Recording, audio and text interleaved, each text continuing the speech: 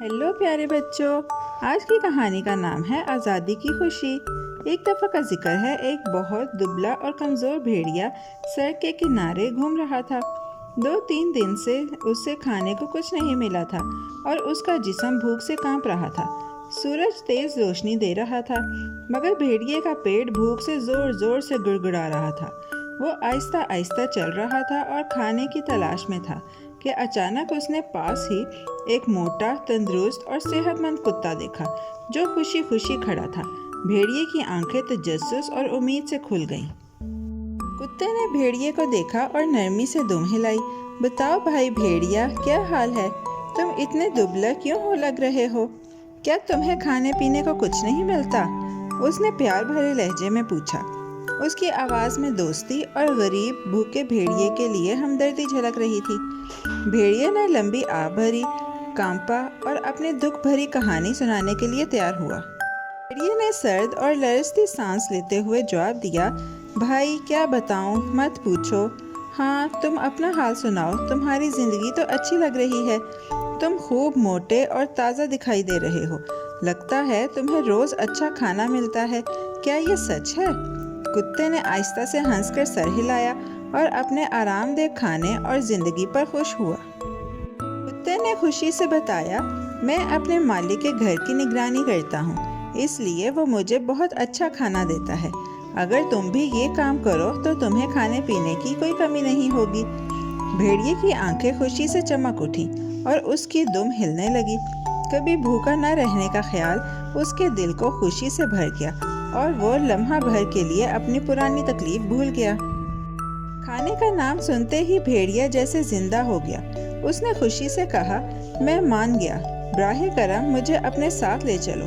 उसके कदम हल्के हो गए और उम्मीद उसके दिल में लौट आई। कुत्ते ने दोबारा दुम हिलाई और कहा, ठीक है, चलो साथ। दोनों कुत्ते के मालिक के घर की तरफ चलने लगे और भेड़िया खाने और आराम से भरी जिंदगी का तस्वुर करने लगा। चलते चलते भेड़िए ने कुत्ते में एक अजीब बात देखी। भाई, ये तुम्हारे गले पर क्या निशान है? उसने पंजे से इशारा करते हुए पूछा। उसकी आंखों में तजस्सुस के साथ साथ फिक्र भी थी। कुत्ते के गले पर एक गोली का निशान साफ दिखाई दे रहा था। भेड़िया गौर से देखता रहा और सोचने लगा कि ये अजीब निशान क्यों है। कुत्ते ने सब्र से जवाब दिया, ये निशान उस पट्टे का है जो मेरे गले में दिन भर रहता है। दिन के वक्त मैं जंजीर से बंधा रहता हूँ, मगर रात को आज़ाद होकर घूमता हूँ। भेड़िए की आंखें हैरत से फैल गईं। कुत्ता बोला, आओ, क्या सोच रहे हो? घर अब करीब ही है। भेड़िए के दिल में अचानक एक बेचैनी जाग उठी कि उस आरामदेह जिंदगी के पीछे कोई और बात भी है। भेड़िया रुक गया और उसके जिस्म में ठंडक दौड़ गई। उसने कुत्ते के गले को देखा और खुद को जंजीर से बंधा हुआ सोचा। आज़ाद ना भाग सकने का ख्याल, चाहे खाने की कमी ना भी हो, उसे कांपने पर मजबूर कर गया। उसके दिल ने खाने से ज़्यादा आज़ादी को चाहा। भेड़िए ने गहरी सांस ली और सर हिला दिया। नहीं भाई, मुझे ये काम पसंद नहीं, उसने मजबूत आवाज़ में कहा। उसकी आंखों में अज़्म की चमक थी और उसने सर ऊंचा कर लिया। मैं भूख के दुख को आज़ादी की खुशी पर कुर्बान नहीं करना चाहता। कुत्ता खामोशी से देखता रहा। भेड़िए की पसंद को समझा और इज्जत से सर हिलाया। भेड़िया रास्ते से मुड़ गया जो मालिक के घर को जाता था। उसके दिल में हल्कापन था।